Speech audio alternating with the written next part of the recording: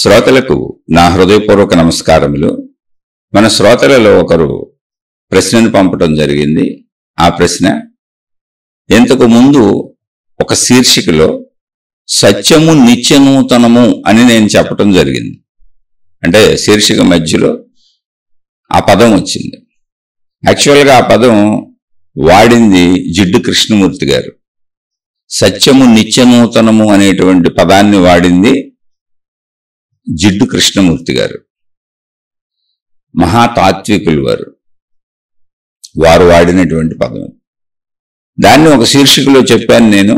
సత్యము నిత్యనూతనము అని చెప్పారు.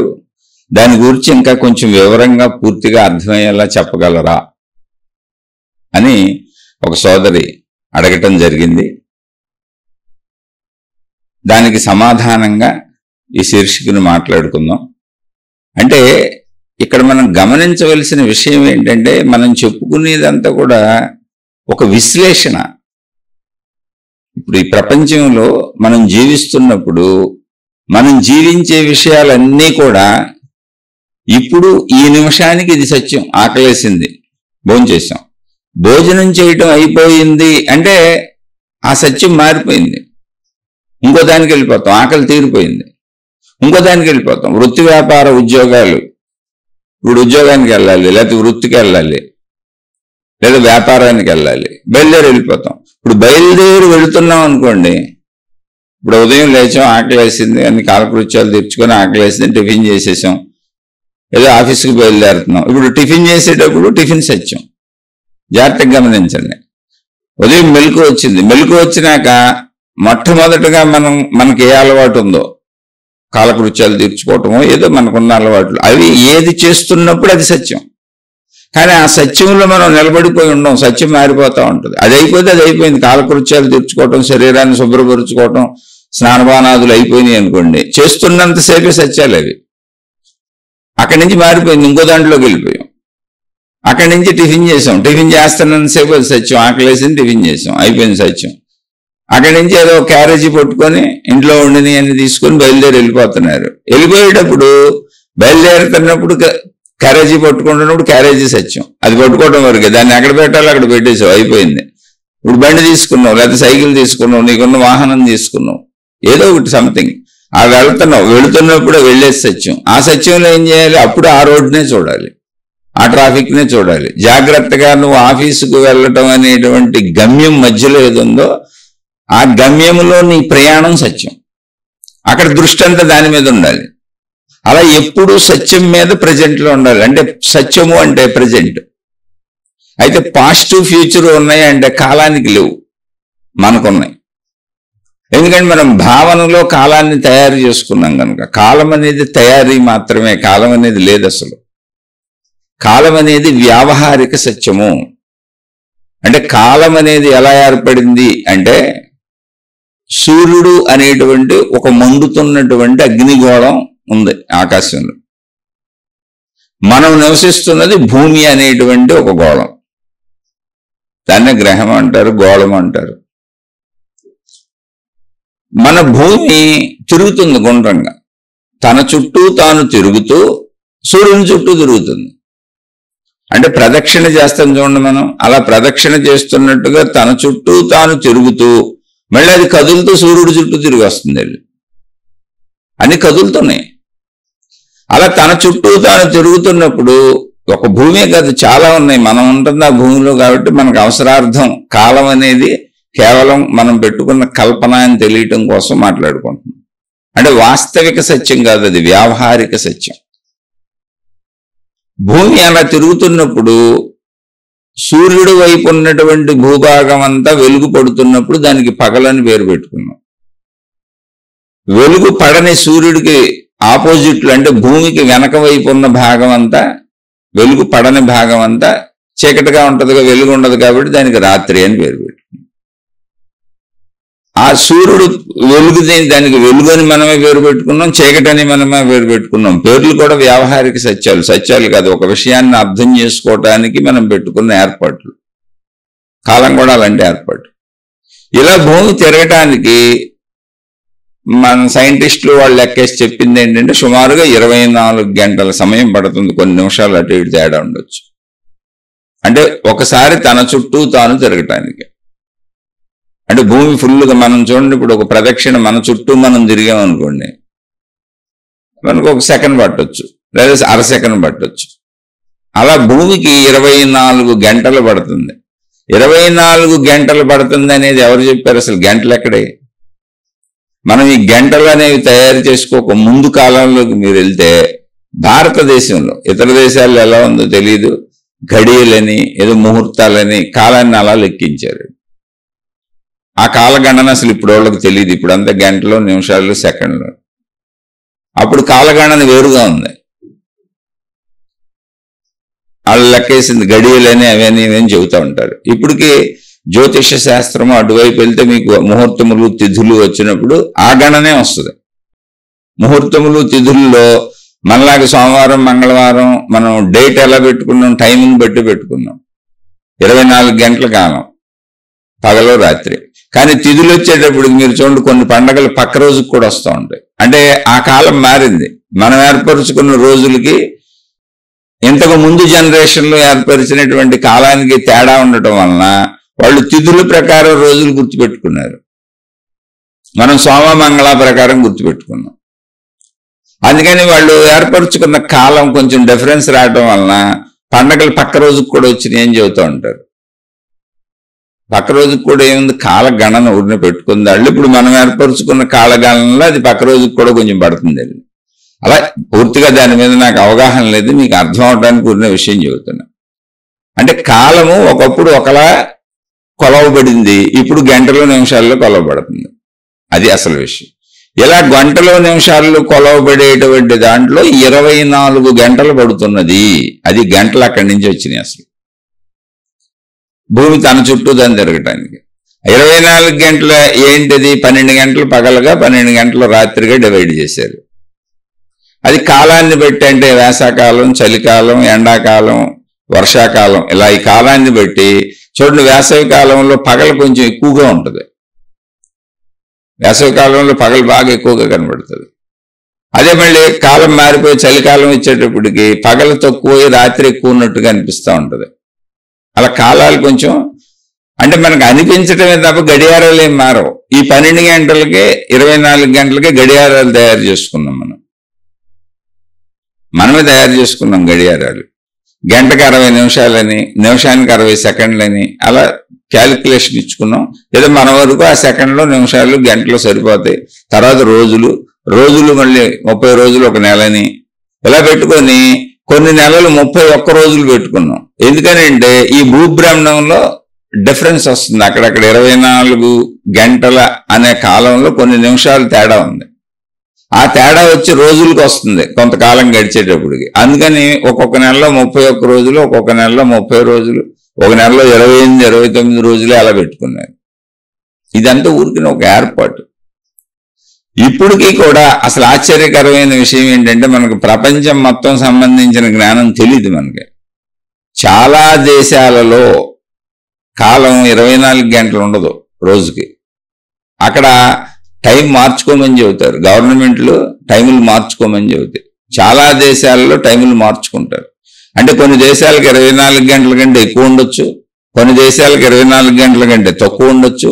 ఇవన్నీ కొన్ని రోజులు, నెలలు గడిచేటప్పటికి చాలా వ్యత్యాసం ఇచ్చేస్తూ ఉంటుంది. అందుకని ఇంటర్నేషనల్ గా, అంటే ప్రపంచం మొత్తం కలిసిపోయి విమానాలు అందరూ తిరగటం, ఈ దేశం వాళ్ళు ఆ దేశం, ఆ దేశం వాళ్ళు ఈ దేశం ఇలా రావటం, ఇవన్నీ కలయికలు ఏర్పడటం వలన ఏ దేశానికి ఆ దేశానికి ఒక టైం ఉంటుంది. మళ్ళీ మొత్తం అన్ని దేశాలకి కలిపి ఒక టైం ఉంటుంది, ఇంటర్నేషనల్ స్టాండర్డ్ టైం అని. అందుకని కొన్ని దేశాలు ఆ ఇంటర్నేషనల్ స్టాండర్డ్ టైంకి అనుగుణంగా ఉండటానికి తమ దేశ ప్రజలందరికీ అనౌన్స్మెంట్ ఇస్తే గడియారాలన్నీ మార్చుకొని ఇప్పుడు ఈ డేట్ పెట్టుకోండి, ఈ రోజు పెట్టుకోండి, ఈ టైం పెట్టుకోండి, టైములు మార్చుకుంటారు. అంటే ఏంటి, అసలు కాలం ఉంది అక్కడ. కాలం ఉన్నది అన్న భావన ఎందుకు వస్తుందంటే భూమి తిరగటం వలన. అలాగే మనకు కూడా భూత భవిష్యత్ వర్తమాన కాలాలు ఉన్నట్టుగా మనకు ఎందుకు అనిపిస్తుందంటే మనం తిరగటం వలన, కదలటం వలన, చలనం వలన, క్రియ వలన. ఇప్పుడు నాకు మెలకు వచ్చింది, లేచాను, కాలకృత్యాలు తీర్చేసుకున్నాను, శరీరాన్ని శుభ్రం చేసుకున్నాను, టిఫిన్ చేయడానికి వెళ్ళాను. అంటే నేను టిఫిన్ చేయడానికి వెళ్ళబోతున్నాను అనేది నా భవిష్యత్తు. ఎప్పుడు నేను కాలకృత్యాలు తీర్చుకుంటూ రెడీ అవుతున్నప్పుడు భవిష్యత్తు అది, టిఫిన్ చేయబోతాను అని. ఇప్పుడు ప్రజెంట్ ఏం చేస్తున్నాను అది కాలకృత్యాలు తీర్చుకుంటూ ఏ పనిలో ఉన్నాను అది. టిఫిన్కి వెళ్ళేటప్పటికి కాలకృత్యాలు తీర్చుకోవడం ఏమైంది, గడిచిపోయిన కాలం అయింది, పాస్ట్ టెన్స్ అయింది, భూతకాలం అయిపోయింది, అయిపోయిన కాలం అది. ప్రజెంట్ ఏంటి, టిఫిన్ చేస్తున్నాను. భవిష్యత్తు ఏంటి, ఆఫీసుకు బయలుదేరుతాను, వృత్తి వ్యాపార ఉద్యోగాలకు బయలుదేరుతాను. ఇలా కాలాన్ని అంటే అయిపోయిన పనుల్ని పాస్ట్ టెన్స్ గాను, అంటే గడిచిపోయిన కాలం గాను, చేస్తున్న దాన్ని ప్రజెంట్ టెన్స్ గాను, అంటే ఇప్పుడు జరుగుతున్న కాలం గాను, చెయ్యాలి అనుకుంటున్న దాన్ని జరగబోయే కాలంగాను మనం పెట్టుకున్నాం తప్ప కాలం ఎక్కడ మొక్కలు అవ్వలేదు, కట్ అవ్వలేదు, అసలు కాలమే లేదు. ఉన్నది జీవితం, లైఫ్. మనకు లైఫ్ ఉందండి, కాలం లేదు. అయితే మరి కాలం ఎందుకు? లైఫ్లో జీవించడానికి కాలం అనేది ఒక అవసరిక చర్య, అంటే అందరం జీవించడానికి ఏర్పాటు చేసుకున్న వ్యావహారిక సత్యము. అంటే ఇప్పుడు మనం మొత్తం పగలు పనులు పెట్టుకున్నాం, వృత్తి వ్యాపార ఉద్యోగాలు పెట్టుకున్నాం, కాలాన్ని గణనం చేసుకున్నాం. ఏమంటే మీరు పలానా చోటకి పలానా టైంకి రండి అంటే చెప్పాలి, మనం అందరం కలవాలి, అందరికీ మొత్తం ప్రాపంచికంగా అందరూ ఒకే రకమైన విధానాలు పాటించాలి. ఇప్పుడు షాపులు తీయాలి, ఆఫీసులు తీయాలి అంటే ఒకే టైంలో ఉండాలిగా, లేకపోతే ప్రపంచం అస్తవ్యస్తం అయిపోద్దిగా. అందుకని అందరం కాలాన్ని ఒకే నియమముగా ఏర్పాటు చేసుకున్నాం. అందరికీ కాలం ఒకటే, గడియారాలు ఒకటే. అందుకని కాల మార్పులు మన గవర్నమెంట్లు చెబుతూ ఉంటాయి, స్టాండర్డ్ టైం చెబుతాంటే దాన్ని ఫాలో అవుతూ ఉంటాం మనం. చూడండి, గడియారాలు ఏముంది, మిషన్లు మనం తయారు చేసుకునే స్లో అయిపోతుంటాయి. బ్యాటరీ స్లో అయిందంటే, బ్యాటరీ కొంచెం వీక్ అయిందంటే గడియారం స్లో అయిపోద్ది.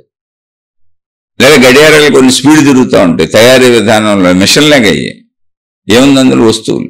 అప్పుడు దాన్ని సరి చేసుకుంటూ ఉంటాం. చూడండి, మనం కాలాన్ని తెలుసుకుంటూ ఉంటాం. తెలుసుకొని గవర్నమెంట్లు ఏ కాలాన్ని స్టాండర్డ్ టైం చేసినాయో దానికి అనుసంధానంగా మన గడియారాలని, మనకు సంబంధించిన కాలాన్ని, మన మనోభావాన్ని మార్చుకుంటూ దానికి అనుసంధానం చేసుకుంటూ ఉంటాం. దీన్ని జాగ్రత్తగా గమనిస్తే కాలం ఉందా? సత్యము నిత్యనూతనం అంటే ఏంటో తెలుసా? ఇప్పుడు మెలకువ వచ్చింది, ఇప్పుడు నాకు మెలకువ వచ్చింది అనేది ఇప్పుడు సత్యం. నేను నిద్రపోయాను, అది గతం, అయిపోయింది. అది లేదు, ఇప్పుడు అయిపోయింది. ఇప్పుడు మళ్ళీ నిద్ర లేదు, ఇక దాన్ని గుర్తు చేసుకున్న ఉపయోగం లేదు. ఇప్పుడు నూతనంగా జరుగుతుందేంటి, ఇప్పుడు ఈ నిమిషంలో ఉందేంటి, నేను మెలకువ వచ్చింది. మెలకువ వచ్చిన కాడి నుంచి నేను ఒక్కొక్క పని చేసుకుంటూ వెళ్తున్నానే, ఏది చేస్తున్నానో అది అప్పుడు సత్యం. మళ్ళీ ఇంకో పనికి వెళ్ళిపోయాను అనుకోండి, పాత లేదు, ఇప్పుడు అది నూతనం, అది సత్యం, అది చేస్తూ ఉంటాను. అలా ఎవ్రీ మినిట్, ఎవ్రీ సెకండ్ సత్యం నిత్య నూతనం. పాత దాని మీద బేస్ లేదు, అది పాతది లేదు అసలు. అక్కడ పాత బేస్ మీద దాన్ని చేయడానికి లేదు, దాన్ని లేదు. ఇప్పుడు ఎలా ఉందో అలా చేయాలి. అంటే దీన్ని అర్థం చేసుకోవటం కూడా చాలా కష్టమైన విషయం. ఒక అద్భుతమైనటువంటి అవగాహన శక్తి, ఒక అద్భుతమైనటువంటి ఆలోచన శక్తి, ఒక అద్భుతమైన విస్తృతమైనటువంటి జ్ఞాన సంపత్తి ఉంటేనే సత్యము నిత్యనూతనము అనేటువంటి పదం అర్థమవుతుంది. అంటే అసలు ఈ కాల భేదాలు, ఈ దేశకాల పరిస్థితుల భేదాలు, ఇవన్నీ దాటిపోయినటువంటి అద్భుతమైన ముక్త స్థితిలో మాట్లాడారు ఆయన జడ్డు కృష్ణమూర్తి గారు. సత్యము నిత్యనూతనము అని. సత్యం పాతది కాదు అసలు. పాతదంటే లేదు కదా, అసలు అయిపోయింది. అది మెమరీలో ఉంది. ఎక్కడుంది నీకు? గుర్తులో ఉంది, మెమరీలో. అది మెమరీ అనేది ఊరికనే సృష్టి మనుగడ కోసం మన శరీరంలో ఏర్పాటు చేసిన వ్యవస్థే తప్ప నువ్వెప్పుడూ కొత్తగానే చేయాలి. ఇప్పుడు భోంచేసాం, ఈ భోజనం బతుకున్నంత కాలం టిఫిన్లో, భోజనాలు, ఆహారాలు ఏదో ఒకటి సేవించడం, తాగటం, తినటం, ఏదైనా ఇవన్నీ కొన్ని కోట్ల సార్లు చేస్తాం. కానీ చేసిందే చేస్తున్నట్టుగా ఉంది కదా, కానీ ఎప్పుడు కొత్తగానే నువ్వు చేస్తుంది. మళ్ళీ కొత్తగా రుచి తెలుస్తుంది, మళ్ళీ కొత్తగా తెచ్చుకున్నావు, కొత్తగా వండుకున్నావు, కొత్తగా తింటున్నప్పుడు దాన్ని పాతదని ఎందుకు భావిస్తున్నావు? అది కొత్తదే, ఎప్పుడు కొత్తదే, అసలు పాతది లేదు ఇక్కడ. ఆ ఎప్పుడు కొత్తదే అనే దాన్ని ఎవరైతే పట్టుకోగలుగుతారో వాళ్ళు ఎప్పుడు ఇప్పుడులోనే ఉంటారు. గతంలోకి వెళ్ళరు, భవిష్యత్తులోకి వెళ్ళరు, ఎప్పుడు ఇప్పుడులో ఉంటారు. ఎందుకనంటే అదొక అద్భుతమైనటువంటి ప్రెజెంట్ టెన్స్, ఎరుక, జాగ్రత్త, స్పృహ. ఎరుక అంటే ఏంటి? ఇప్పుడు ఈ నిమిషం అంతే. గడిచిపోయిన దాంట్లోకి వెళ్ళి ఏం చేస్తాం, చాలా మంది డిప్రెషన్లకి, బాధలకి, అనేక రకాలైనటువంటి మానసిక ఒత్తిళ్ళకి కారణం ఏంటో తెలుసా? అయితే గడిచిపోయిన కాలంలోకి వెళ్తున్నారు, లేకపోతే భవిష్యత్తులోకి వెళ్తున్నారు, కానీ ఇప్పుడులో ఉండట్లేదు. కానీ సత్యం ఏంటో తెలుసు ఇప్పుడే. భవిష్యత్తు కల్పన, ఊహ. గతం జ్ఞాపకం, ఊహ. లేదు, అసలు అక్కడ లేదు. అది లేని దాంట్లోకి వెళ్ళినప్పుడల్లా నీకు స్ట్రెస్సే వస్తుంది, ఒత్తిడే వస్తుంది. లేని దాన్ని భావించుకొని ఏం చేస్తావు? లేని అన్నాన్ని ఎలా భుజించగలవు? లేని భార్యతో కబుర్లు ఎలా చెప్పగలవు? లేని వస్తువుని ఎలా ఉపయోగించుకోగలవు? అది గతంలో గడిచిపోయినా ఇప్పుడు లేదు, భవిష్యత్తులో అయినా ఇప్పుడు లేదు. అందుకని సత్యము నిత్యనూతనము అన్నవారు ఎవరంటే కాలపరిధిని దాటేసి తత్వాన్ని అర్థం చేసుకున్నవాళ్ళు.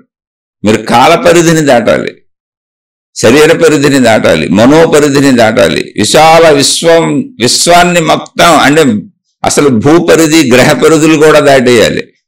ఉన్నటువంటి అనంత విశాల తత్వాన్ని, విశ్వతత్వాన్ని ఒకసారి అర్థం చేసుకుంటే తప్ప ఈ సత్యం అర్థం కాదు. ఈ సత్యం అర్థమైతే అసలు నీ జీవితం అద్భుతంగా ఉంటుంది. ఎందుకంటే ఎప్పుడు నువ్వు ఎరుకలో, జీవన్ముక్త స్థితిలో, ఆ దశలో ఉండగలుగుతావు. కానీ చాలా క్లిష్టమైనటువంటి, చాలా తేలికైనటువంటిది ఇది.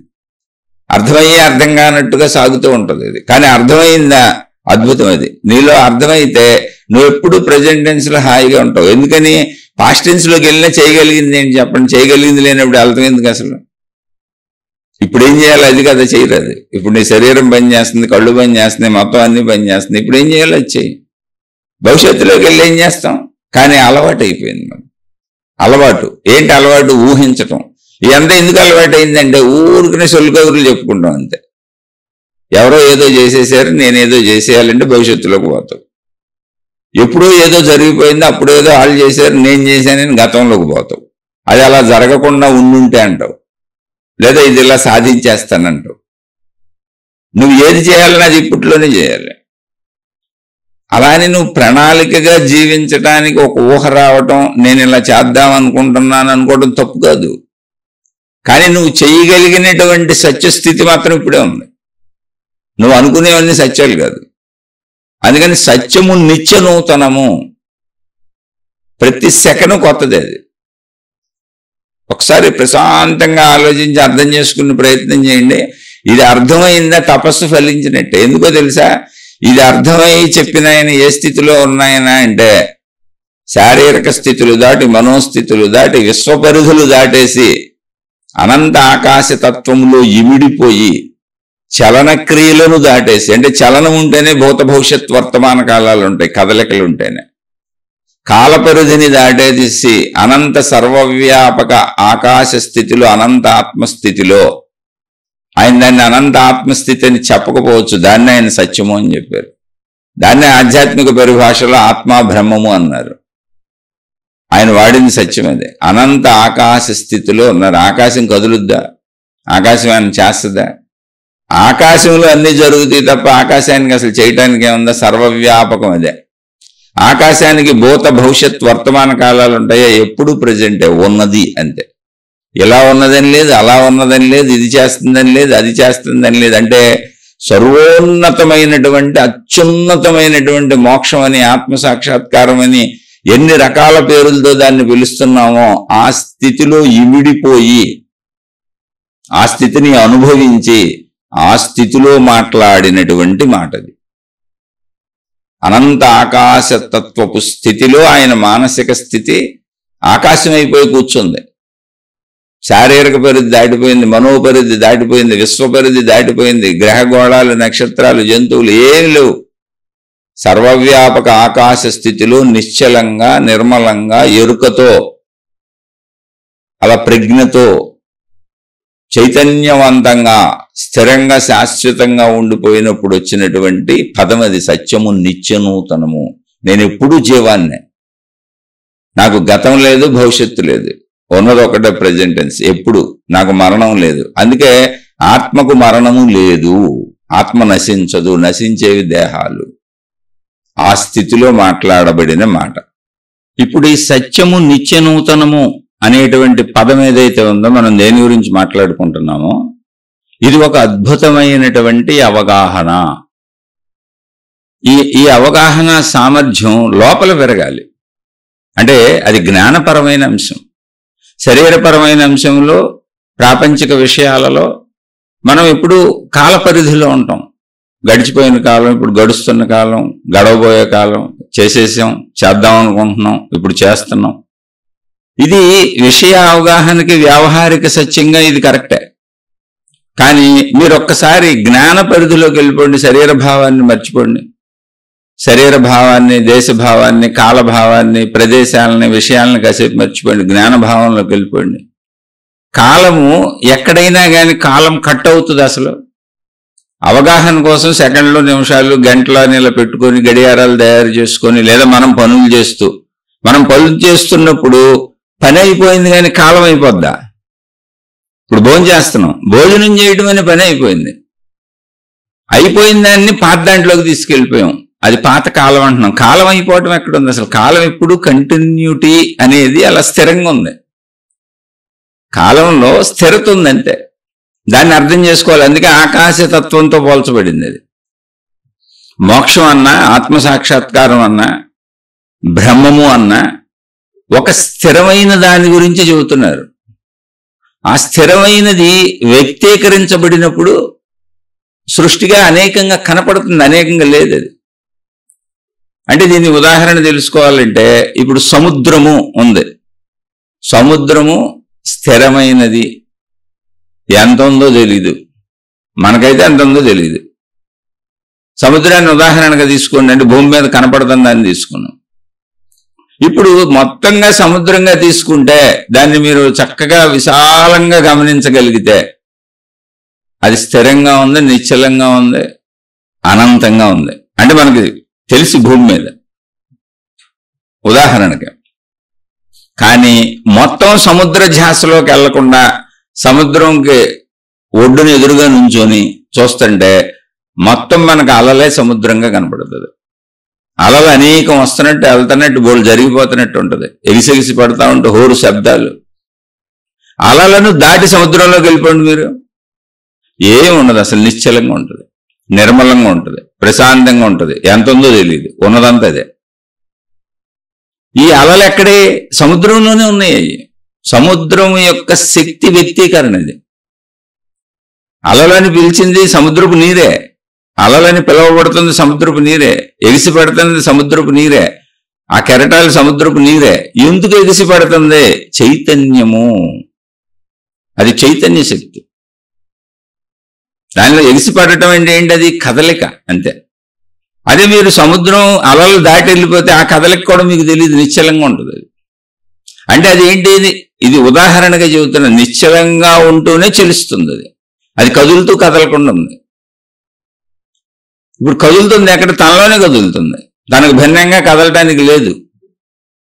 అలాగే ఇక్కడ అనంత ఆత్మశక్తి, ఆకాశతత్వము, సత్యము అని పోల్చారు దాన్ని. ఇప్పుడు బ్రహ్మము అని ఏంటంటున్నాము, మోక్షం అని ఏంటంటున్నాము, దైవశక్తి, విశ్వశక్తి, ప్రకృతి శక్తి అని దేన్ని అంటున్నాము, దాన్ని ఆయన సత్యము అన్నాడు.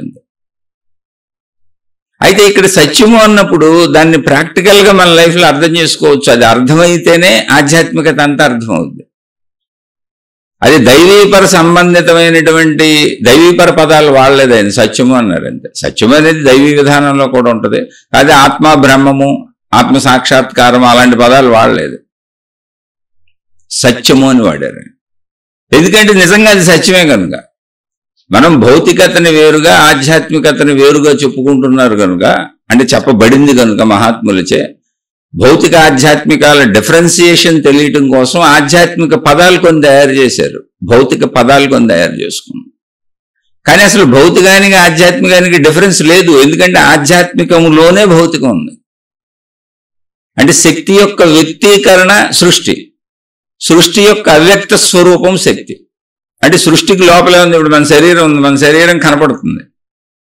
కనపడుతున్న శరీరాన్ని నిలబెట్టి ఉంచింది ఏంటి? కనపడేలా ఉంచింది ఏంటి? ప్రాణశక్తి. ప్రాణశక్తి లేకపోతే ఏమవుద్ది? శరీరం కనపడకుండా పోద్ది, మట్టిలో కలిసిపోద్ది, పంచభూతాల్లో కలిసిపోద్ది, ఉండదు ఆ శరీరం, ఇంకా లేరంటాం. అంటే ఉన్నది అంతా ఉన్నది అంటున్నాము అంటే అది ఎక్కడి నుంచి ఉంది? ఉన్నదాంట్లోంచి వ్యక్తీకరించబడింది, శక్తిలోంచి వ్యక్తీకరించబడింది. కాబట్టి శక్తి మనకి అవ్యక్తంగా ఉండటం వలన గ్రహించే స్థితిలో లేము మనం. ఎందుకంటే శరీర పరిమితిలో పంచేంద్రియాలతో ఇంద్రియాలతో గ్రహించిన విషయాలే నిజం అనుకుంటున్నాం.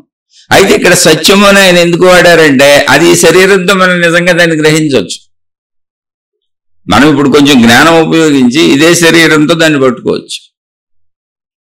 కాలం ఎక్కడైనా విడిపోయిందా? భూత భవిష్యత్ వర్తమాన కాలాలు అంటే గడిచిపోయిన కాలము, ఇప్పుడు గడుస్తున్న కాలము. ఇప్పుడు నేను మాట్లాడుతున్నాను, ఇది గడుస్తున్న కాలం. నేను శీర్షికోడు చెప్పేసాను, వినేశారు మీరు, అది గడిచిపోయిన కాలం. రేపు ఒకటి చెబుదాం అనుకుంటున్నాను, అది భవిష్యత్తు కాలం. కానీ కాలం ఎక్కడైనా విడిపోయిందా? కాలము విడిపోయినదని భావనలో తప్ప కాలం అసలు విడిపోయలేదు, కాలమే లేదు అక్కడ.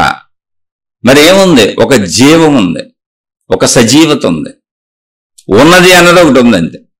ఆ ఉన్నది అన్నదాన్ని కాలం అంటారా ఏమంటారా ఎవరిష్టం వాళ్ళది. మనం అవగాహనకి కాలం అని పెట్టుకున్నాం. ఎందుకని? వ్యావహారిక మనుగడకి. భూత భవిష్యత్ వర్తమాన కాలాలు, పాస్ట్ ప్రజెంట్ ఫ్యూచర్, ఇవన్నీ మనుగడకి. నిమిషాలు గంటలు రోజులు నెలలు సంవత్సరాలు మనుగడకి. కానీ కాలంలో ఎక్కడవి లేవు. వ్యావహారిక సంబంధమైనటువంటి మానవ మనుగడకు ఒక్క మనిషి మాత్రమే ఏర్పాటు చేసుకుని మిగిలిన ఏ జీవరాశికి లేదు భూమి మీద. అసలు విశ్వంలో దేనికి లేదు. గ్రహాలు, గోళాలు, నక్షత్రాలు, జీవరాశులు ఒక్క మనిషికి తప్ప దేనికి లేదు. ఇది మనిషి తయారు చేసుకున్నటువంటి మానవ సృష్టిలో ఒక భావన మాత్రమే, అది నిజం కూడా కాదు. మీరు విశాలంగా కొద్దిగా ఆలోచిస్తే మీకే అర్థమైపోతుంది. ఎందుకంటే కాలం ఎక్కడ కట్ అవ్వదు, కట్ అయ్యలేదు. మనం ఊరికనే గంటలు కొలుచుకుంటున్నాం అంతే. మనం నిమిషం అన్నప్పుడు ఎక్కడ నిమిషం ఆగిపోయిందా? లేదు, అది కంటిన్యూటీలోనే ఉంది. అయితే కంటిన్యూటీ అనేది ఏమన్నా సాగుతుంది అక్కడ? ఏమీ సాగట్లేదు, ఉన్నది ఉన్నట్టుగా ఉంది. చూడండి, ప్రపంచం అంతా ఉన్నది ఒక ఖాళీ ఉంది, ఆ ఖాళీలో మనం కదులుతూ సాగుతున్నాం. ఎప్పుడూ ఒక ఖాళీ ఉంది, అనంతంగా ఖాళీ ఉంది. ఆ ఖాళీలో మన కదలికలన్నీ చేసుకుంటున్నాం. కదలికలకి కాలం ఉంది తప్ప ఖాళీకి కాలం లేదు. అది సజీవత్వము, అది అవకాశం ఇచ్చింది. ఆ ఖాళీ నుంచే మొత్తం సృష్టి ఉద్భవించింది. ఆ ఖాళీనే అనంత ఆత్మశక్తి. దాన్నే ఆయన సత్యము అని. సత్యము నిత్యనూతనము. అది ఎప్పుడు ఫ్రెష్ అని, అది ఎప్పుడు పాతది కాదు, రాబోయేది కాదు. అది ఎప్పుడు ఉన్నదే. ఆ ఉన్నది ఎప్పుడు కొత్తదే, పాతది కాదు. అది మనుషులకైనా అంతే అప్లై అవుద్ది. మనం చోట్ల గమనించట్ల. మనుషులకి, జంతువులకి, వస్తువులకి, దేనికైనా అలాగే అప్లై అవుద్ది.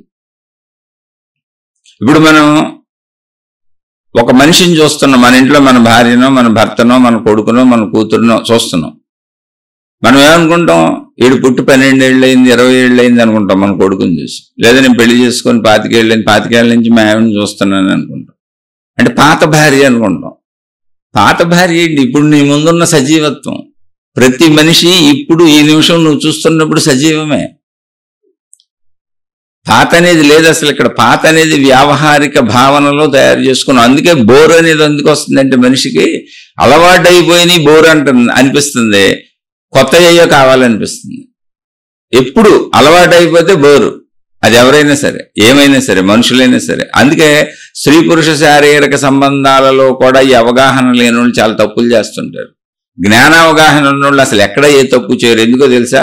ప్రతిదాన్ని అప్పుడు ఆ నిమిషం కొత్తగా అనుభవిస్తారు అంతే. మంచినీళ్ళు తాగుతున్నారు అనుకోండి, అబ్బో నేను చిన్నప్పటి నుంచి మంచినీళ్ళు తాగుతున్నానని దాని మీద ధ్యాస లేకుండా, శ్రద్ధ లేకుండా ఏదో పని చేసుకుంటూ గడగడ తాగేరు. జ్ఞానం తెలిసిన వాళ్ళు అప్పుడు ఏ పని చేస్తున్నారో ఆ పనిలో పూర్తిగా సంలగ్నమై ఉంటారు. దాన్ని ధ్యానము, ఏకాగ్రత, తపస్సు అంటారు. ఏమి లేదు తపస్సు, ఏకాగ్రత, ధ్యానం అంటే ఎప్పుడు ఏం చేస్తున్నావో దాని మీద 100% దాని మీదే దృష్టి ఉంచంతే. నీ శ్రద్ధ అంతా దాని మీద. మంచినీళ్ళు తాగుతున్నావు, మంచినీళ్ళు సంపూర్ణంగా ఆస్వాదిస్తూ తాగు. చేత్తో గ్లాస్ పట్టుకున్నాను, గ్లాసులో మంచినీళ్ళు ఉన్నాయి. మంచినీళ్ళ గ్లాసు అలా చక్కగా పెదాలకు తాగుతుంది. ఆ పెదాలకు తాకి అక్కడి నుంచి అలా నీరు దిగుతుంది. ఆ నీటి స్పర్శని ఆనందించేది లోపలికి వెళ్తుంది. చూడండి, లోపలికి వెళ్ళి కడుపులో కూడా చల్లదనం తెలుస్తుంది. దాహం తీరటం అనేది తెలుస్తుంది. దాన్ని అనుభవిస్తావు అంతే. దాని తర్వాత మళ్ళీ ఏ క్రియ చేస్తావో దాంట్లో పూర్తిగా అనుభవిస్తావు. దాని తర్వాత ఏ క్రియ చేస్తావో దాంట్లో పూర్తిగా అనుభవిస్తావు. 100% ప్రతిక్రియలో నువ్వు ఇన్వాల్వ్ అవుతుంటావు. ఇలా 100% ప్రతిక్రియలోను ఇన్వాల్వ్ అవుతూ చేసినప్పుడు మీరు గమనించండి, మొత్తంగా ఒక పని చేస్తున్నప్పుడు లేదా ఒక విషయాన్ని అనుభవిస్తున్నప్పుడు, ఏదైనా తింటున్నప్పుడు, తాగుతున్నప్పుడు, దేంట్లో అయినా 100% శ్రద్ధ దాంట్లోనే ఉండి ఆ పనిలోనే సంలగ్నమై ఉన్నప్పుడు ఎప్పుడూ ప్రెజెంట్ టెన్స్ లోనే ఉంటాం. ఎప్పుడు అప్పుడులోనే ఉంటాం. మీరు గమనిస్తే ఎప్పుడు ఇప్పుడు అనేదే సత్యము. సత్యము నిత్యనూతనము అనే పదంలో ఉన్నది ఏంటంటే అది ఎప్పుడు ఇప్పుడే, జస్ట్ బీయింగ్, ఉండటం. నిన్నున్నాను, రేపు ఉంటాను, ఇవి వ్యావహారిక సత్యాలు, అవి తప్పంటలా. కానీ అల్టిమేట్ ట్రూత్ ఏంటంటే వ్యావహారిక సత్యం దేనికి అప్లై అవుద్ది? శరీరానికి అప్లై అవుద్ది. అంటే నేను ఒక శరీర పరిమితిలో, ఒక పరిమితిలో ఉన్నాను, కాల పరిమితిలో ఉన్నాను, శరీర పరిమితిలో ఉన్నాను, దేహభావనలో ఉన్నాను. ఓకే, మంచిదే, అలా జీవించడం మంచిదే. మనకు అన్ని అవసరమే, సెకండ్లు అవసరమే, నెలలు అవసరమే, రోజులు అవసరమే, కాలాలు అవసరమే. అన్నీ జీవించడానికి వ్యావహారిక సత్యములన్నీ అవసరమే. కానీ వ్యావహారిక సత్యములు అనేవి సత్యములు అంతర్భాగాలు కాదు, సత్యాలు కాదు. వ్యావహారిక సత్యములు అంటే జీవన నడక కోసం మనం ఏర్పాటు చేసుకున్న సృష్టే తప్పది ఒరిజినల్ సృష్టిలో అది లేదు. ఒరిజినల్ సృష్టి ఎలా ఉంది? సత్యముగా ఉన్నది. ఏంటా సత్యము? ఎప్పుడు ప్రెజెంట్ టెన్సే. అది ఎప్పుడు ఇప్పుడు ఈ క్షణం అంతే. ఉన్నది ఒకటే, సర్వవ్యాపకమైన ఈ క్షణం. అంటే కాలభాషలో చెప్పాం, సర్వవ్యాపకమైన అనంతమైన ఆత్మశక్తి లక్షణాలు చెప్పారు. ఏమని? అది సర్వవ్యాపకం అంటే ఉన్నదంతా అదే. అఖండం, అది ముక్కలు ముక్కలుగా లేదు, ఉన్నదంతా అదే. ఏకంగానే ఉంది. ఏకము, అనంతము, అఖండము, అద్వితీయము, దానికి రెండవది లేదు, ఉన్నది ఒకటే. దానికి ఆకారం లేదు, రూపు లేదు, రంగు లేదు, రుచి లేదు, వాసన లేదు. దాన్ని ఇలా ఉందని చెప్పడానికి దానిలో ఏ గుణము లేదు. ఇప్పుడు ఎలా అండి మరి దాన్ని ఎలా అంటే జ్ఞాన భావనలో మాత్రమే దాన్ని తెలుసుకోగలవు. ప్రత్యక్షంగా నీకు అది ఉన్నది, కనపడుతున్నది అనంత ఆకాశ తత్వము ఉన్నదని మనకు తెలుస్తుంది. అనంత ఆకాశ తత్వము. అందుకని ఆత్మజ్ఞాన గ్రంథాలలో అనంత ఆత్మశక్తి యొక్క వ్యాపకత ఎలా ఉంది అన్నప్పుడు ఆకాశము వలె అని స్పష్టంగా చెప్పారు. స్పష్టంగా, చాలా స్పష్టంగా చెప్పారు. అది శక్తి లక్షణం. ఆకాశం అని మనం పేరు పెట్టుకున్నాం. ఇప్పుడు ఆత్మ అన్నప్పుడు కూడా పేరే, శక్తి అన్నప్పుడు కూడా పేరే. మనం పేర్లు పెట్టుకున్నాం దేనికి? మనకు అర్థం అవటానికి. కానీ అదొక స్థితి, చెక్కు చెదరని సర్వవ్యాపక నిశ్చల స్థితి. ఆ స్థితిలోంచి మాట్లాడినప్పుడు సత్యము పాతబడిపోవటం అనేది లేదు. అదే ఆయన చెప్పింది, నిత్య నూతనము. అయితే దేహభావంలోకి వచ్చేటప్పటికి పాత ఉంది. పాత భార్య, పాత భర్త, పాత పిల్లలు, పాత ఇల్లు, పాత వస్తువులు అన్ని పాతయే. నా శరీరం కూడా పాతదే. నేను ఇప్పుడు పుట్టిన నాకు 55 ఏళ్ళు అంటే 55 ఏళ్ల పాత మనిషిని నేను. ఇది భావన. కానీ దీంట్లో సత్యం ఏంటో తెలుసా? నేను ఎప్పుడు కొత్త మనిషినే. అసలు మనం పుట్టిన దగ్గర నుంచి మన శరీరం నిరంతరం మార్పులకు లోనవుతూనే ఉందా? కొన్ని అసలు ప్రాక్టికల్గా చూడండి, సృష్టిని చూడండి. సృష్టి కూడా ఎప్పుడు నిత్యం కొత్తదే. కొన్ని సృష్టిలో విషయాలను చూసినా ఎప్పుడు కొత్తగానే ఉంది. మన శరీరాన్ని తీసుకోండి, పుట్టినప్పుడు ఉన్నట్టు ఇప్పుడు ఉన్నాం మనం. అయితే నిరంతరం రోజు జరిగే మార్పులు మనకు రోజువారీగా కనిపించకపోవచ్చు, కానీ మార్పు జరుగుతుందని తెలుసా తెలీదా? వరుసగా చిన్నప్పటి నుంచి ఇప్పుడు ఫోటోలు పెడితే 55 ఏళ్లలో ఎన్ని మార్పులకి గురయ్యి ఉంటానో. అసలు నా ఫోటోలు నేనే గుర్తుపట్టలేను. ఈ చిన్నప్పుడు నీ ఫోటోలు అంటే నాకే తెలియదు. అంటే ఏంటి? ఎప్పటికప్పుడు నా శరీరాన్నే తీసుకుంటే సత్యం నిత్యనూతనం మారిపోతుంది. అది మారిపోయి అది నిత్యం ఎప్పుడు కొత్తగానే ఉంటుంది. అలాగే మీరు సృష్టిలో ఏదైనా తీసుకోండి, మన శరీరమే కాదు, జంతువులు, చెట్లు అన్నీ. అయితే మనకి వాటిని గమనించం, అలవాటైపోయాం మనం దానికి. ఇప్పుడు చెట్లు ఎదుగుదలకు అలవాటు అయిపోయాం, శరీర ఎదుగుదలకు అలవాటు అయిపోయాం, జంతువుల శరీరాలు ఎదుగుదలకు అలవాటు అయిపోయాం. మన ఇంట్లో ఉండి మనం అనుభవించే వస్తువులన్నిటికీ అలవాటు అయిపోయాం. ఫ్యాను, ఒక ఏసీ, ఇల్లు. ఇప్పుడు ఫ్యాన్ నిన్న వేసుకున్నాం, ఇవాళ మళ్ళీ అడ్డగా ఉంది, ఫ్యాన్ వేసుకున్నాం. పాత ఫ్యాన్, పాతకాయలు అది అనుకుంటున్నాం, కానీ ఇప్పుడు అనుభవిస్తుంది ఏంటి? నూతనంగా అనుభవిస్తున్నాం. ఇప్పుడు నిన్న ఫ్యాను నిన్న గాలి అయితే అది గుర్తు చేసుకొని అలా కూర్చోవచ్చు. ఇప్పుడు ఎండగా ఉంది, చికాగ్గా ఉంది, చెమట పట్టేస్తుంది అనుకోవటం ఎందుకు? అది పాతది కాదు, మన భావనలో పాత పడిపోయింది. ఇక్కడ ఆ భావనలో పాత పడిపోవటం అనే ప్రక్రియని కనుక మీరు గమనించగలిగితే మీరు ప్రతి విషయాన్ని ప్రతి నిమిషము కొత్తగానే అనుభవిస్తారు. అసలు పాత పడేది ఉండదు ఇక్కడ. అప్పుడు ప్రతిదీ మీకు అద్భుతంగా ఉంటుంది, ప్రతిదీ అప్పుడే చేస్తున్నట్టు ఉంటుంది, నూతనంగా ఉంటుంది. కానీ మీరు గమనించారా, నూతనంగానే చేస్తున్నాం. ఇప్పుడు మళ్ళీ ఫ్యాన్ వేసుకున్నాం, గాలి తగులుతుంది, ఆహా హాయిగా ఉంది. మళ్ళీ ఏసీ వేసుకున్నాం మంచి ఎండలో, అదే ఏసీ సంవత్సరాల నుంచి వేసిన, కానీ ఇప్పుడు మళ్ళీ అది హాయి తగులుతుంటే ఇప్పుడు సజీవంగా అనుభవిస్తున్నాను. సత్యము నిత్య నూతనం. ఇప్పుడు ఈ సజీవ అనుభవం నూతనం. అలా మొత్తం మన జీవితం మొత్తం సజీవ అనుభవాలే, ఎప్పుడు సజీవత్వమే ఉంది. గడిచిపోయిందనే మన భావన జ్ఞాపకంలో మనం దాన్ని పాతపరిచేసుకుంటున్నాం.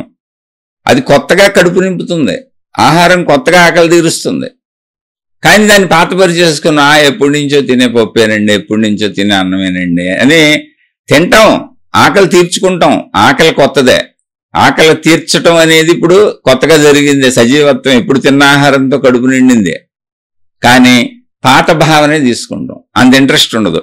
అదే మళ్ళీ కొత్తవి మనకు నచ్చినవి అన్న వండుకు తిని లేదైనా తెప్పించుకు తిన్నాం అనుకోండి, అదేదో ఒక వెరైటీ ఫీల్ అయిపోతుంది.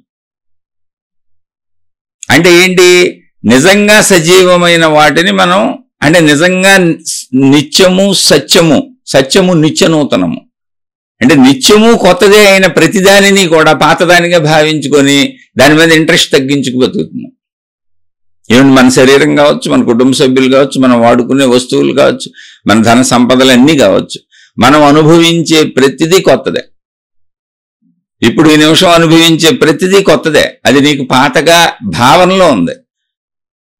ఈ సత్యం తెలిస్తే అసలు ఎవరికి బోరు కొట్టడం ఉండదు, ఏ విషయము బోరు కొట్టడం ఉండదు. ఎందుకంటే ఎప్పుడూ సజీవత్వంతో జీవిస్తావు. ఇప్పుడు స్నానం చేయడానికి వెళ్ళావనుకో, ఇప్పుడు నీళ్లు చక్కగా ఫ్రెష్గా పోసుకుంటున్నావు, చల్లగా తగులుతున్నాయి, హాయిగా స్నానం చేస్తున్నావు, హాయిగా ఇప్పుడు శరీరాన్ని శుభ్రపరుచుకుంటున్నావు, ఆ హాయిని ఆనందిస్తావు.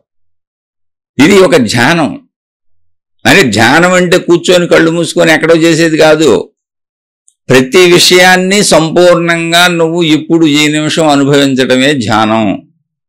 అలా నీకు సజీవమైనటువంటి మెలకువ ధ్యానాన్ని, జీవన ధ్యానాన్ని నేర్పడానికి ఏర్పాటు చేయబడినటువంటి సాధనా వ్యవస్థ మామూలు ధ్యానం. అసలు జీవితం ధ్యానం అంతే, జీవితం ధ్యానం. ఇప్పుడు ధ్యానం చేద్దామని కూర్చున్నాం అనుకోండి, హాయిగా చూడండి, అలా స్టడీగా కూర్చుంటాం, కళ్ళు మూసుకుంటాం, ఏకాంతంగా ఉంటాం, ఒంటరితనంగా ఉంటాం. మన ధ్యానం ఏదో మన దేని మీద ధ్యానం చేసుకుంటాం, చక్కగా అలా కూర్చొని ఎరుకని లోపలికి పంపించుకుంటాం, అలా సజీవంగా ఉన్నట్టు ఫీల్ అవుతుంది. చూడండి ఇప్పుడు సాధనలో మీరు ఏ సాధన అయినా చేయండి, అలాగే జీవితం అంతా సాధనే, ప్రతి సెకను సాధనే. ప్రతి సెకను ఇప్పుడు ఈ నిమిషం జీవంతో జీవించి ఉన్నాం, జీవంతో అన్ని అనుభవిస్తున్నాం, అన్ని కొత్తయే. సత్యం నిత్య నూతనం. మనం కొత్తదే, మనం అనుభవించే మనము కొత్త వాళ్ళమే, అనుభవిస్తున్న శరీరము కొత్తదే, అనుభవానికి ఆధారమైన ప్రాణశక్తి కొత్తదే, అనుభవానికి ఆధారమైన వస్తువు, విషయం, మనిషి అన్ని కొత్త వాళ్ళు. ఆ నిమిషం అన్ని కొత్తగా జరుగుతున్నాయి. ఇప్పుడు అన్ని ప్రజెంట్లో కొత్తగా జరుగుతున్నాయి. ఆ కొత్తదనాన్ని గన మీరు స్వీకరించగలిగితే, అంటే అది నిజం, స్వీకరించడానికి అందులో అబద్ధమేం లేదు. అబ్బే ఇది ఎప్పుడో పాత దుప్పటండి, ఎప్పుడో పాత తుండండి, ఎప్పుడో కొనుక్కున్నాం, అబ్బే ఇవన్నీ పాత బట్టలండి, ఇప్పుడు కొత్తగా కొనుక్కుంటే కానీ నాకు ఇంట్రెస్ట్ ఉండదు. నాయనా, నీకు పాత బట్టలు అనిపిస్తున్నవి ఇప్పుడు నువ్వు ఉతుక్కొని స్నానం చేసి శుభ్రంగా వేసుకొని మళ్ళీ నీ శరీరాన్ని కప్పుకున్నావు, అవి నీ శరీర రక్షణ కోసం ఇప్పుడు సజీవంగా ఇప్పుడు వేసుకున్నావు. నువ్వు పాత బట్టలు అంటే ఏంటి, అన్ని కొత్తవే. ఇప్పుడు అదే దుప్పటి ఇప్పుడు కప్పుకున్నావు, అది ఆ కప్పుకోవడం అవసరాన్ని తీరుస్తుంది. బట్టలు నీ శరీరాన్ని కప్పుకోవటం అనేది దాన్ని తీరుస్తున్నాయి, నీ నగ్నత్వాన్ని కాపాడుతున్నాయి, వాటి పని చేస్తున్నాయి. నువ్వు అన్నింటినీ ఇప్పుడు నీ అవసరార్థం వాడుకుంటున్నావు, అందులో సజీవత్వం ఉంది, అవి ఇప్పుడు ఆ పని చేస్తున్నాయి. అలా నువ్వు ఇప్పుడు ఇలా జీవిస్తున్నావు, కాలం ఎక్కడ విచ్ఛిన్నమై లేదు. ఎవరికైతే ఈ సత్యము నిత్యనూతనం అని తెలుస్తుందో వాళ్ళ జీవితం ఎంత బాగుంటుందంటే అసలు బోరు కొట్టడం ఉండదు. ఏ విషయంలోనూ తినటం, తాగటం, పడుకోవటం, లేవటం, జీవించటం, బోరు కొట్టడం ఉండదు. ఎందుకో తెలుసా, వాళ్ళు ఎప్పుడు ఫ్రెష్గా ఉన్నారు, ఎప్పుడు ఈ నిమిషంలో ఉన్నారు. ఇప్పుడే జీవిస్తున్నారు, ఇప్పుడే పుట్టినట్టు, ఇప్పుడే కొత్తగా చూస్తున్నట్టు జీవిస్తారు. బోరు కొట్టడం ఉండదు. ఎందుకని అది నిజమే, ఇప్పుడే చేస్తావు నువ్వు. మీరు భోజనం చేస్తున్నారు, ఇప్పుడు చేయట్లేదా? మళ్ళీ రాత్రికి చేస్తున్నావు అనుకో, అది ఇప్పుడు చేయట్లేదా? ఏదైనా చేయండి, మీ భార్యతో కబుర్లు చెబుతున్నారు, మీ భర్తతో కబుర్లు చెబుతున్నారు, ఇప్పుడు చేయట్లేదా? పాతపరచటమే మనం చేస్తున్నటువంటి పెద్ద తప్పు. గతం అని, పాతబడిపోయిందని, ఇప్పుడు అనుభవించే వస్తువుల్ని అనుభవిస్తూనే, ఆ బండి వేసుకెళ్తూనే పాత బండి, డొక్కు బండి కొత్తది కొనుక్కోవాలనుకుంటూ ఉంటాడు. అంటే ఏంటి, ఇప్పుడు ఉన్నదాన్ని, దాని సజీవత్వాన్ని నీ మనసులో చంపేస్తున్నావు.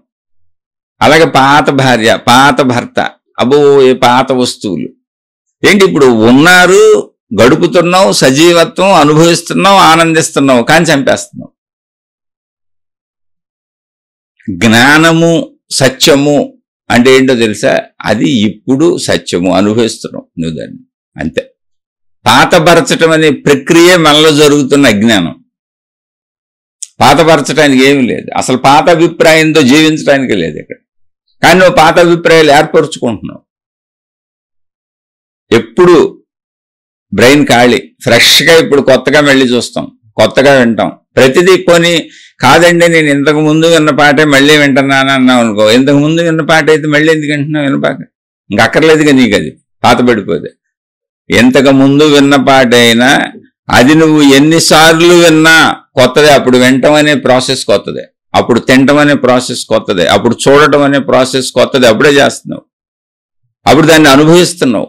అలా ప్రతి విషయం, పంచేంద్రియాలతో ఏది చేసినా, ఏ వస్తువులతో ఏం చేసినా, ఈ శరీరంతో ఏం చేసినా, మొత్తం అంతా ఇప్పుడు ఇక్కడ కొత్తగా చేస్తున్నావు. దాన్ని పాతపరచుకో. ఇప్పుడు 1000 సార్లు టీ తాగావు, మళ్ళీ టీ తాగాలనిపించింది. ఇప్పుడు నువ్వు టీ కొత్తగా తాగుతున్నావు, ఎంజాయ్ చేస్తున్నావు. పాతదాన్ని ఎందుకు అనుకుంటావు? అలవాటు అయిపోయింది, ఏదో యాదృచ్ఛికంగా తాగుతున్నాను, యాంత్రికంగా తాగుతున్నాను. యాంత్రికంగా తాక్కో, సంపూర్ణ శ్రద్ధతో తాగు, సంపూర్ణ శ్రద్ధతో తిను, సంపూర్ణ శ్రద్ధతో చూడు, సంపూర్ణ శ్రద్ధతో సర్వసుఖములు భోగములు అనుభవించు. అన్ని కొత్తవే. మీరు గమనించుకోండి, మన శరీరం నుంచి సర్వం మారిపోతూ నిత్య నూతనంగానే ఉంది. ఎక్కడ ఏది పాతబడింది లేదు. ఆ పాతపరచటం అనేటువంటి హృదయ భావాన్ని మార్చేయి. ఇప్పుడు మనం అంటే మన మానవ ప్రవృత్తిని ఒక చిన్న ఉదాహరణతో చెప్పుకుందాం. ఒక మనం గులాబీ చెట్లు పెంచుతున్నాం మన ఇంట్లో. అందులో పొద్దున్నే లేచి అలా తలుపులు తీయగానే ఎదురుగుండా చక్కగా ఒక విరబూసిన అందమైన పెద్ద గులాబీ కనపడింది ఓ చెట్టుకి. భలే ఆనందం వేసింది అని చూడగానే. ఆహా, సూపర్గా ఉందని కాసేపు దాన్ని అలా చూసి తన్మయత్వంతో దాని దగ్గరికి వెళ్ళి కాసేపు దాన్ని అలా చేత్తో తాకి ఆహా సూపర్గా ఉందని కాసేపు ఆనందించాం. అయిపోయింది, మళ్ళీ వచ్చాం. ఏదో పని ఉంది, ఇంట్లోకి వెళ్ళి పని చేసుకుంటూ మళ్ళీ ఆ గులాబీ చెట్టు వైపు వచ్చాం, చూసాం. మళ్ళీ కొద్దిగా భలే వచ్చిందే అనుకున్నాం. కానీ మొదటిసారి అనుకున్న దానికి రెండోసారి అనుకున్న దానికి డిఫరెన్స్ ఉంది. పాతబడిపోయింది ఇప్పుడు. ఎందుకంటే ఇంతకుముందు అనుభవం నేను దాన్ని చూసేసానన్న భావన పాతపరిచాం. మూడోసారి వచ్చాం, ఇంకొంచెం తగ్గింది. నాలుగోసారి వచ్చాం, ఇంకొంచెం తగ్గింది. ఐదోసారి వచ్చాం, దాని వెంక చూడకుండా ముందుకెళ్ళిపోతా ఉంటాం. 10ఓసారి, 11ఓసారి, 100ఓసారి, 101ఓసారి అసలు దాని వైపు చూడడం కూడా వెళ్ళిపోతుంటాం. ఆ గులాబీ పువ్వు మీద ఎలా పడిందో దృష్టి నీ భార్య మీద అలాగే పడుతుంది, భర్త మీద అలాగే పడుతుంది, పిల్లల మీద అలాగే పడుతుంది. నీకు సంబంధించినటువంటి రోజు పరిచయం అయిపోయిన వృత్తి, వ్యాపార, ఉద్యోగాలు, వాహనాలు, వస్తువులు నిరంతరం వాడుకునే అన్నింటి మీద అలా ఓ పాత భావన పడిపోయి అవి నీకు ఉన్నా కూడా లేనట్టుగా నువ్వు అసంతృప్తిగా జీవిస్తున్నావు. అది ప్రాబ్లం. ప్రపంచంలో 190 మందికి ఎవరి కాళ్ళకి ఏదో ఒకటి సరిపోని ఉన్నాయి, ఏదో ఒకటి దొరుకుతుంది. చాలా సంతృప్తిగా ఉండొచ్చు. సత్యము నిత్యనూతనము అనేటువంటి ఆ సత్యాన్ని అర్థం చేసుకోగలిగితే, అప్పుడే అనుభవించటం అనే ప్రాసెస్ తీసుకోగలిగితే. ప్రతిదీ కొత్తదే అంటే అప్పుడే అనిపిస్తున్నావు కదా నువ్వు. అనుభవాన్ని చూడు. వస్తువులన్నీ తెచ్చి ఇంట్లో పారేసి పాతవి అయిపోయినాయి, బట్టలన్నీ కొనేసి బీరువాలో పారేసి పాతవి అయిపోయినాయి. మళ్ళీ కొత్త చీరలు కావాలి, కొత్త వస్తువులు కావాలి, కొత్త బట్టలు కావాలి, కొత్త ఫ్యాంట్ షర్ట్లు కావాలి, కొత్త వాచీలు కావాలి, కొత్త ఉంగరాలు కావాలి, కొత్త ఫోన్లు కావాలి, అన్ని కొత్త కావాలి. నాకు అది అలవాటు అయిపోయింది, నా బ్రెయిన్కి పాత అయిపోయింది, బ్రెయిన్ తీసుకోవట్లేదు అంటే మనను మనం పాతబరుచుకుంటున్నాము. ఆ ప్రాసెస్ ఆయన చెప్పింది. ఎవరు చెప్పిన సత్యము నిత్యనూతనం అనే పదంలో ఉన్న అద్భుతం అది. ఏది పాతది కాదు ఇక్కడ, ఎప్పుడు కొత్తదే అది. ఎందుకని అంటే ఎప్పుడూ కొత్తదే అంటానికి కారణం ఏంటంటే నిన్న ఇవాళ రేపు లేవు, ఇవి మనం ఏర్పరుచుకున్నాం. భూత భవిష్యత్ వర్తమానాలు లేవు, ఎప్పుడూ ఉన్నది ఒకటే సజీవత్వము. ఆ సజీవత్వమే అనంత ఆత్మశక్తి. ఆ సజీవత్వాన్నే ఆయన సత్యము అని పిలిచారు, ఆ సజీవత్వాన్నే బ్రహ్మము అన్నారు, ఆ సజీవత్వాన్నే దేవుడు దైవత్వము అని పిలుచుకుంటున్నాం. అది ఎప్పటికీ సజీవత్వమే, అది ఎప్పటికీ మరణం లేదు, దానికి పాతదవటం లేదు, నశింపు లేదు. ఆ నశింపు లేనటువంటి తత్వాన్ని తెలుసుకోవయా, అది నీలోనే ఉన్న నీ అనంత ప్రాణశక్తి. శరీరం నశిస్తుంది, శరీరము బయట ప్రపంచంలో తిరగటం వలన ఏర్పడిన మనసు నశిస్తుంది. కానీ ఈ రెండింటికి ఆధారమైనటువంటి ప్రాణశక్తి ఏదుందో దానికి నశింపు లేదు, పరిమితి లేదు. అది అనంతమైన సర్వవ్యాపకమైనటువంటి స్థితి. స్థితి అది వస్తువు కాదు, స్థితి ఉన్నది అంతే, ఉన్నది అన్న స్థితి. అలా కళ్ళు మూసుకోండి, మీ శరీరాన్ని మర్చిపోండి, మీ మనసును మర్చిపోండి, లోపల చక్కగా ఒక్కసారి మీ ఎరుకను గమనించండి. ఉన్నాను అంతే. ఉన్నానని నువ్వు అనుకోవటం కాదు, ఉన్నానని నీకు తెలుస్తున్న స్పృహను చూడు, దానికేం కలపకో. శరీరంలో ఉన్నాను, నా పేరు అనుకొని పేరుతో ఉన్నాను, ఈ ఇంట్లో ఉన్నాను, ఇలా ఉన్నాను, అలా ఉన్నాను కలపకో. ఉన్నాను. నువ్వు దానికి ఏం కలిపినా అది మామూలుది అయిపోతూ ఉంటుంది. ఆ ఉన్నాను అన్న స్థితిలో, అంటే ఉన్నానని మనం అర్థం అవడానికి అనుకుంటున్న పదవండో అది. ఉన్నాను అన్న స్థితిలో జీవశక్తి ఉంది, ప్రాణశక్తి ఉంది, విశ్వశక్తి ఉంది, ప్రకృతి శక్తి ఉంది, దైవశక్తి ఉంది, ఆత్మశక్తి ఉంది. సర్వవ్యాపక ఆకాశ స్థితి అదే. జస్ట్ ఉన్నది, ఇలా ఉన్నది కాదు, అలా ఉన్నది కాదు. ఇప్పుడు లోపలికి వెళ్ళి చూసుకోండి అని చెప్పానే, జస్ట్ ఉన్నాను అన్న ఎరుక తెలుస్తుంది నీకంతే. ఉన్నానన్న భావన కాదండి, ఆ పదం వాడకపోతే తెలియదని ఆ పదం వాడాను. జస్ట్ స్పృహ తెలుస్తుంది, నేను ఉన్నాను, బతికే ఉన్నాను. ఎలా ఉన్నానని తర్వాత వస్తాయి అవన్నీ వద్దు, అదంతా సృష్టి. ఆ ఉన్నాను అన్నది ఏదుందో అదే సర్వవ్యాపక అనంత ఆకాశ స్థితి. ఆకాశం అనేది పేరు, ఆత్మ అనేది పేరు, దేవుడు అనేది పేరు, దైవత్వం అనేది పేరు, బ్రహ్మం అనేది పేరు. కానీ అది స్థితి. స్థితి ఎప్పుడు అలాగే ఉంది. స్థితికి వెనకలు లేవు, ముందులు లేవు, గతం లేదు, భవిష్యత్తు లేదు, ప్రజెంట్ లేదు. అది ఎప్పుడు ప్రజెంట్. అది ఎప్పుడూ ప్రజెంటే. నేనెప్పుడూ ప్రజెంట్లోనే ఉన్నాను, నేనెప్పుడూ ప్రజెంట్లోనే జీవించటం కుదురుతుంది. నా జీవితం అంతా ప్రజెంట్లోనే సాగుతుంది. నా శరీరం కానీ, నేను అనుభవించే వస్తువులు కానీ, విషయాలు కానీ అన్నీ కూడా ప్రజెంట్లోనే సాగుతున్నాయి అని తెలిసినప్పుడు ఇక్కడ ఉన్నది ప్రజెంట్ ఒకటే, ప్రస్తుతం ఒకటే, ఇప్పుడే. ఎప్పుడూ ఉన్నది ఇప్పుడే. ఎప్పుడూ ఉన్నది ఈ ఎప్పుడే అని సర్వవ్యాపకంగా అనుభవించగలిగితే సత్యము నిత్యనూతనం అని చెబుతాం. ఆ మహానుభావుడు ఆ స్థితికి వెళ్ళిపోయారు.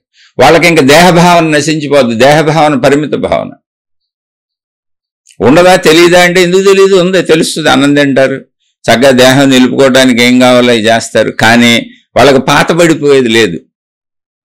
పాత స్నేహితుడు, పాత భార్య, పాత భర్త, పాత ఇల్లు, పాత వాహనం ఏం ఉండవు. ఇప్పుడు మనం భార్యను తెచ్చుకున్నామండి, ఊరికి అనుకుందాం, లేకపోతే స్త్రీలు అయితే భర్తను తెచ్చుకున్నాం అనుకోండి. మొట్టమొదటి రోజు మనం పెళ్లి చూపుల్లో చూసి ఇష్టపడి నాకు ఈ భార్య కావాలి, నాకు ఈ భర్త కావాలని ఎవరిని తెచ్చుకున్నామో వాళ్ళు కాదు ఇప్పుడున్నోళ్ళు, వాళ్ళేగా. ఎప్పుడు వాళ్ళగా ఉండేది, ఎప్పటి వరకైనా వాళ్ళగా ఉండేది. మరణం అంటే మరణం అనేది శరీరానికి ఉందనుకోండి, కాసేపు మరణాన్ని పక్కన పెడితే ఉన్నన్నాళ్ళు ఉంది వాళ్ళేగా. ఇందులో పాత పడిపోవటం ఏముంది, ఎక్కడుంది చెప్పండి. పాత పడిపోవటం అనేది ఉందా? మరి అప్పుడు భార్య ఎందుకు పాత పడిపోయింది? మొట్టమొదటి రోజు చూసుకున్నప్పుడున్న ఆనందం, మొట్టమొదటి రోజు కబుర్లు చెప్పుకున్నప్పుడున్న ఆనందం, మొట్టమొదటి రోజు భార్యాభర్తలు అన్యోన్యంగా గడిపిన రోజు ఉన్న ఆనందం ఇప్పుడు ఎందుకు లేదు నీకు? అంటే నువ్వు అన్నింటినీ పాత చేసుకోవటం అనే ఒక అలవాటు పడిపోయి అది నువ్వు చేసుకుంటున్నావు. It's a problem. అసలు దేన్ని పాతదిగా చేయకు. పాతదేమీ లేదు. ఇప్పుడు కొత్తగాలు పీల్చుకుంటున్నాం, ఎప్పుడు కొత్తగాలే పీల్చుకుంటాం, ఎప్పుడు కొత్త ఆహారమే తింటాం, ఎప్పుడు అనుభవం కొత్తదే, ఎప్పుడు జీవం కొత్తదే, ఎప్పుడు జీవించటం కొత్తదే. పాతది లేదు అసలు ఇక్కడ. అది మీకు సరిగ్గా అర్థమైతే మాత్రం ఆత్మజ్ఞానంలో ఊరికి వెళ్ళిపోతాం. కాదు, ఆయన ఆత్మజ్ఞానం అని పేరు పెట్టలేదు దానికి. అదంతా ఆధ్యాత్మికత. ఇది చెప్పింది జిడ్డు కృష్ణమూర్తి గారు అని చెప్పి ఆయన దేవుడి పేరు వాడరు, మతం పేరు వాడరు. అసలు మతాలు, దేవుళ్ళు, గ్రంథాలు అన్ని తీసేయమన్నారు ఆయన. ఎందుకంటే అవన్నీ మిమ్మల్ని ఒక మూసలో బంధిస్తాయి అని చెప్పారు ఆయన. ఆయన దేన్ని విమర్శించలా, కానీ దాంట్లో ఉన్న నష్టాలు చెప్పారు. మతాలు కానీ, దేవుళ్ళు కానీ, మార్గాలు కానీ, విధానాలు కానీ, పద్ధతులు కానీ ఏదైనా సరే నిన్ను ఒక మూసలో తయారు చేస్తుంది, నిన్ను సజీవంగా పూర్తిగా వికసించనివ్వదు, నిన్నుగా అనంతంగా సర్వవ్యాపకంగా ఉండనివ్వదు. కొన్ని ప్రిన్సిపల్స్లో, కొన్ని రూల్స్లో, కొన్ని అభిప్రాయాల్లో, కొన్ని ఉద్దేశాల్లో, కొన్ని పద్ధతుల్లో నిన్ను బంధిస్తుంది అని చెప్పారు. సహజంగా ఇప్పుడు మనం ఏమంటాం తెలుసా, ఏమండి అలా బంధించకపోతే, స్వేచ్ఛ ఇచ్చేస్తే, క్రమశిక్షణ లేకపోతే మనుషులు పాడైపోతారండి అంటాం.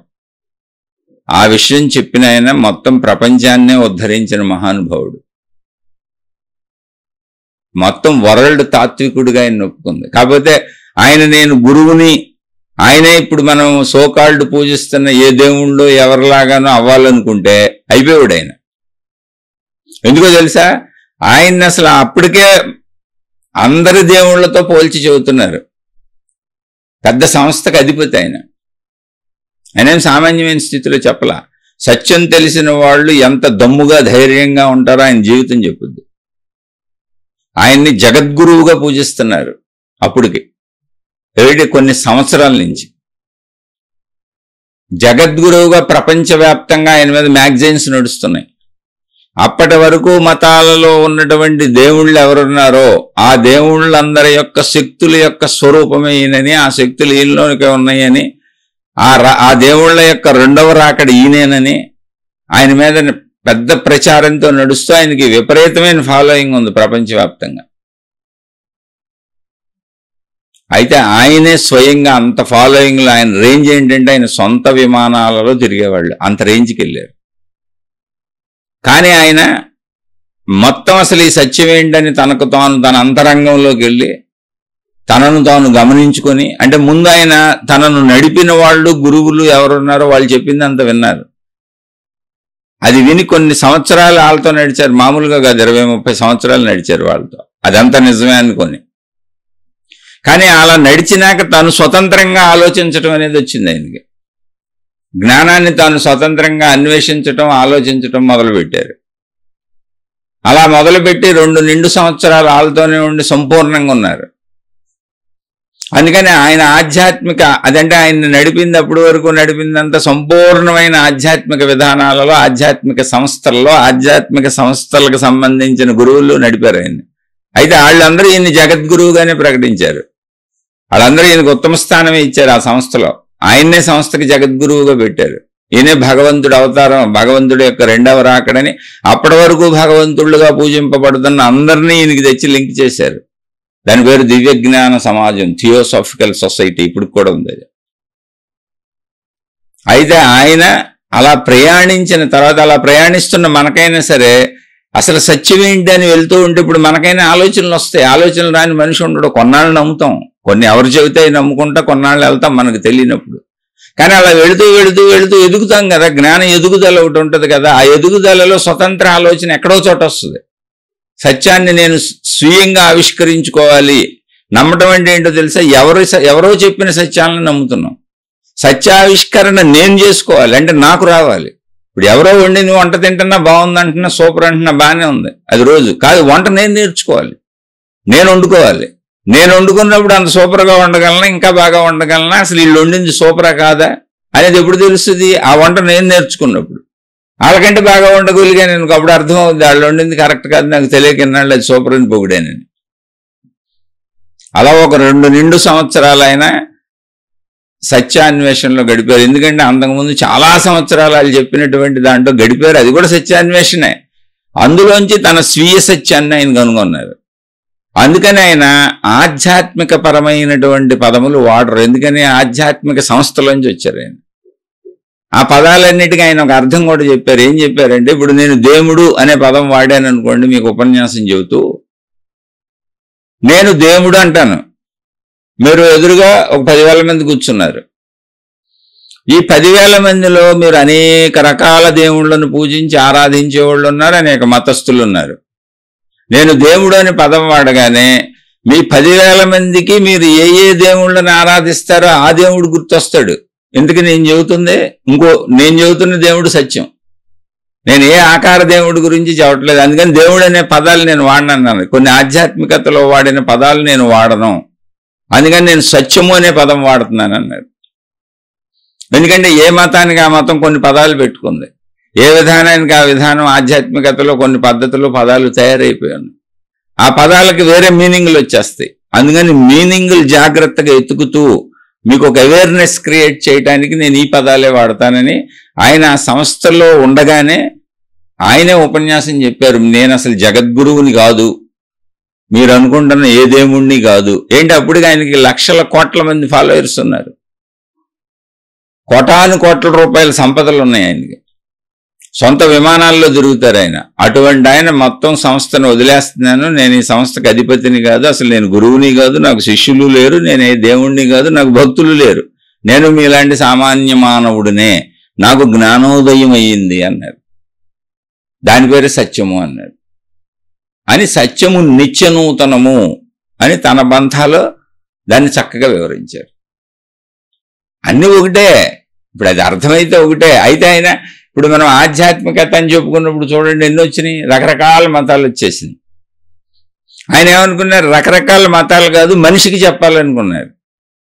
రకరకాల మతాలకు సంబంధించిన మనుషులకు కాదు నేను చెప్పేది, మనిషికి చెబుతున్నంత.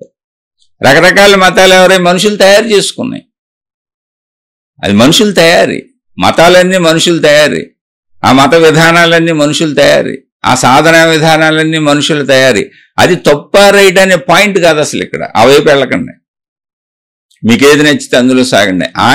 వారు చెప్పిందని చెబుతున్నా. నేను మానవ జాతికి చెప్పాలి, మనిషికి చెప్పాలి. ఎందుకంటే నేను మనిషిని, నాకు మనిషిగా సత్యం అర్థమైంది. నేనే దేవుడు అవదలుచుకోలేదు, నేనే గురువు అవదలుచుకోలేదు, నేనే కొత్త మత విధానము పెట్టదలుచుకోలేదు. అసలు నాకు అనుయాయులు లేరు, నన్ను ఎవరు అనుసరించకండి అని చెప్పారు ఆయన. మీరు అనుసరించేలా అసలు నేను విషయాన్ని చెప్పనని చెప్పారు ఆయన. నేను సత్యాన్ని చెబుతాను, మీరు అందుకోగలిగితే అందుకోండి, అందుకోలేకపోతే మీ ఇష్టం వచ్చినట్టు వెళ్ళండి. కానీ సత్యాన్ని మీకోసం ఒక మార్గం, ఒక విధానం, ఒక పద్ధతి, ఒక ఆకారం, ఒక ఆకృతి తీసుకొచ్చి దాన్ని ఒక పద్ధతిగా చేయను, ఒక మతంగా చేయను, ఒక సాధనా విధానంగా చేయను. ఉన్న సత్యం ఉన్నట్టు చెబుతాను అంతే. మీరే వచ్చి ఆ సత్యాన్ని అందుకోవాలి అన్నారు. నిజంగా సత్యం అంతే కదా, సత్యాన్ని మనం అందుకోవాలి. మనకు అందించడం కోసం సత్యాన్ని మార్చేసి కిందకి దింపకూడదు కదా. అది అర్థమైన వాళ్ళకి అర్థమవుతుంది. అందుకని సత్యము నిత్యనూతనము అంటే. ఇప్పుడు ఈ సత్యము నిత్యనూతనము అని ఎవరికి అర్థమైందో వాళ్ళు ఎలా ఉంటారో తెలుసా? మొదటి రోజు తన భార్యతో పెళ్లి కాకముందు పెళ్లి చూపుల్లో చూసి ఈమెనే పెళ్లి చేసుకుంటాను అన్నప్పుడు కలిగిన మురిపం, మొదటి రోజు తన భార్యతో భర్తతో మాట్లాడినప్పుడు కలిగిన మురిపం, మొదటి రోజు తన భార్యాభర్తల సంబంధాన్ని అనుభవించిన రోజు కలిగిన మురిపం ఏదుందో చిట్ట చివరి రోజు కూడా అదే కలుగుద్ది. ఎందుకని సత్యం నిత్యనూతనం. అలాగే తన బిడ్డలతో, తన అన్నదమ్ములతో, అక్క చెల్లెలతో, మొదటి సంబంధ బాంధవ్యంలో తన స్నేహితులు ఎవరైనా ఏ విషయమైనా వస్తువైన అనుభవం అయినా మొట్టమొదటిసారి దాన్ని తాను అనుభవిస్తున్నప్పుడు ఎంత ఆనందంగా, ఎంత సంతృప్తిగా, ఎంత ఉత్సాహంగా, ఎంత ఎక్సైటింగ్గా అనుభవించానో, ఎంత పొందానో అది ఎప్పుడు ఉంటుంది, అలాగే ఉంటుంది. అది పాతపడిపోవటం ఉండదు, పాతపడిపోవటం అనేది ఉండదు. కావాలంటే మీరు లోపలికి వెళ్ళి పరిశీలించి చూసుకోండి, మీరు అనుభవించే విషయాలన్నీ చూసుకోండి. కానీ మనకు ప్రాబ్లం ఎక్కడొచ్చింది, మన బ్యాడ్ లక్ ఏంటంటే అన్నింటినీ పాతపరిచేసుకుంటాం మనం, మనుషులతో సహా, మనతో సహా. మనది ఇప్పుడు పాత శరీరం, మన శరీరమే పాతదే. దీనికి కొత్త బట్టలు తొడుక్కుంటే తప్ప మురిపం రాదు మనకి. కొత్త బట్టలు, కొత్త మేకప్, కొత్త హెయిర్ స్టైలు, కొత్త ఉంగరాలు, కొత్త వాచీలు, కొత్త చెప్పులు ఏయో తొడిగి కొత్త శరీరములా ఫీల్ అవుతాం. కాదు, అదే శరీరం. ఎప్పుడు కొత్తదనం కావాలి మనకి. ఇళ్ళకి రంగులు మార్చేసుకుంటాం, మనం వేసుకునే బట్టలు మార్చేసుకుంటాం, వస్తువులు మార్చేసుకుంటాం. అక్కడ ఏం చేసుకుంటున్నా అంటే మార్చుకోవద్దు, ఉంచుకోమని చెప్పట్లా నేను. వస్తువులు పనికిరావు, పాడైపోయినాయి అనుకో, కొత్త వస్తువు కొనుక్కోండి, పాడైపోయింది పారేసేది తప్పు కాదు. కానీ సత్యము నిత్యనూతనము అనే దానికి వచ్చినప్పుడు నీకు అసలు ఏది పాతది అవ్వదు, నువ్వు ఎప్పుడు ఫ్రెష్గా ఉంటావు. నీకు బోరు కొట్టడం ఉండదు, నీకు చికాకు ఉండదు, నీకు ఇసుగు ఉండదు, నీకు కోపం ఉండదు, నెగిటివ్ గుణాలు ఏవి నీ ఉండవు. ఇది నీకు అర్థమైతే నీలో అసలు చెడు భావాలు పుట్టవు, వ్యతిరేక భావాలు పుట్టవు, డిప్రెషన్లు ఉండవు. నువ్వెప్పుడు ప్రతి చిన్నదాన్ని, ప్రతి పిన్నీసిని కొత్తగా చూస్తావు, ప్రతి సూదిని కొత్తగా ఉపయోగించుకుంటావు. అన్నీ ప్రతి మంచినీళ్ళు బొట్టు తాగేటప్పుడు కొత్తగా ఆస్వాదిస్తూ తాగుతావు, ప్రతి మెలకువ కొత్తగా లెగుస్తావు, ప్రతి నిద్ర కొత్తగా నిద్రపోతావు. అన్నీ కొత్తగా అంటే హాయిగా అంటే కొత్తగా అంటే ఏంటి? మొదటిసారిలా. ఎందుకని నిజంగా ఏం తగ్గింది చెప్పండి అందులో? ఇప్పుడు మంచం కొనుక్కున్నాం 10 ఏళ్ళు అయింది, పరుపు కొనుక్కున్నాం 10 ఏళ్ళు అయింది, దుప్పట వేసుకుంటున్నాం, మార్చుకుంటున్నాం, ఉతుక్కుంటున్నాం, వేసుకుంటున్నాం, పడుకుంటున్నాం, 10 ఏళ్ళు అయింది. ఓకే, ఫ్యాన్ పెట్టుకున్నాం 10 ఏళ్ళు అయింది, ఏసీ పెట్టుకున్నాం 10 ఏళ్ళు అయింది. కానీ నువ్వు రోజు దాని మీద నిద్రపోవటం సజీవత్వమే, నిజమేగా. రోజు వాటిని ఉపయోగించుకుంటాం నిజమేగా. పాత పడిపోవటం ఏముంది అక్కడ? కాదు, పాతబడిన ఫీలింగ్ని మనం తెచ్చుకుంటున్నాం. ఎప్పుడు ఏదో కొత్తదనాన్ని కోరుకుంటున్నాం, మనసును అలా తయారు చేసుకున్నాం. సత్యము నిత్యనూతనము అనేవాడికి మనసులో పాతపడటం అనేది ఉండదు, పాతపడటం అనేది ఉండదు. అసలు భౌతిక జీవితం అద్భుతంగా ఉంటుంది. భౌతిక జీవితం అద్భుతంగా ఉండదు. ఎందుకో తెలిసి నీలో ఇంక చెడు భావాలు పుట్టవు, పాత పడిపోవటం ఉండదు, ఎంత ఆసక్తుల కోసం పరిగెత్తటం ఉండదు, ఉన్నదాన్ని ఉన్నట్టుగా సంపూర్ణంగా అనుభవిస్తూ ఉంటావు. అంటే సత్యము నిత్యనూతనము అని తెలిసిన వ్యక్తి ఎంతో ఆనందంగా బతుకుతాడు. తనకి ఏది ఉంటే దాంతో ప్రయత్నం చేయడానికి కాదు, అన్ని సహజంగా జరుగుతాయి. కానీ ఏది ఉంటే దాంతో ఆనందంగా ఉంటాడు. ఎందుకంటే అది ఎప్పుడు నిత్య నూతనమైంది, అది పాతది కాదు. అదొక అద్భుతమైన ప్రక్రియ, జీవ ప్రక్రియ. సజీవత్వం అర్థమైన వాళ్ళకి, జీవత్వం అర్థమైన వాళ్ళకి, ఎరుక అర్థమైన వాళ్ళకి, తనలో ఉన్నటువంటి ఆ ప్రాణశక్తి భావన, స్పృహ ఏదుందో, ఆ ఎరుక ఏదుందో అది తెలిసిన వాళ్ళకి, అనంత ఆకాశతత్వం అర్థమైన వాళ్ళకి, ఆ విశాలత్వం, ఆ విజ్ఞానం, ఆ జ్ఞానం అర్థమైన వాళ్ళకి చాలా అద్భుతంగా ఉంటుంది. వాళ్ళు తమ అనంతత్వాన్ని పొందటమే కాదు, అంటే తమలో ఉన్నటువంటి ఆత్మశక్తిని, ప్రాణశక్తిని, ఆ విశ్వశక్తిని తెలుసుకోవటమే కాదు, ఆ అనంత ఆత్మతత్వపు ఎరుకను పొందటమే కాదు, జీవితంలో ప్రతి క్షణం ఎంతో ఆనందంగా బతుకుతారు. అసలు విరోధాలు ఉండవు, విభేదాలు ఉండవు, ఏం ఘర్షణలు ఉండవు, ఏమి ఉండవు, ఉన్నదన్నట్టుగా సత్యాన్ని చెబుతారు. ఆయన మతాల గురించి, మార్గాల గురించి, గురువుల గురించి, విధానాల గురించి, పద్ధతుల గురించి చెప్పినప్పుడు సత్యాన్ని ఎంత చక్కగా చెప్పారంటే దాన్ని మనం అంగీకరించకపోవచ్చు, అది వేరే విషయం. ఎందుకంటే మనకు పరిమితులు ఇష్టం, మతాలు ఇష్టం, మార్గాలు ఇష్టం, దేవుళ్ళు ఇష్టం, నా గురువు నాది, నా మార్గం నాది, నా రంగు నాది, ఇవి మనకి ఇష్టం కాదు. దీన్ని స్వార్థం అంటారు. నా కొడుకు, నేను, నా ఇల్లు ఎలాగో ఇది కూడా అలాగే. దాని పేరు స్వార్థం, అది ఇష్టం కాదు. అది మనకిష్టం, అలా ఉంటాం.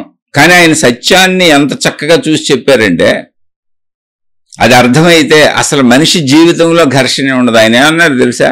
ఒక మతం, ఒక విధానం, ఒక పద్ధతి ఏదైనా నువ్వు ఒక దాంట్లో సాగేటప్పుడు అది నిన్ను ఎలా తయారు చేస్తుందో చెప్పారు.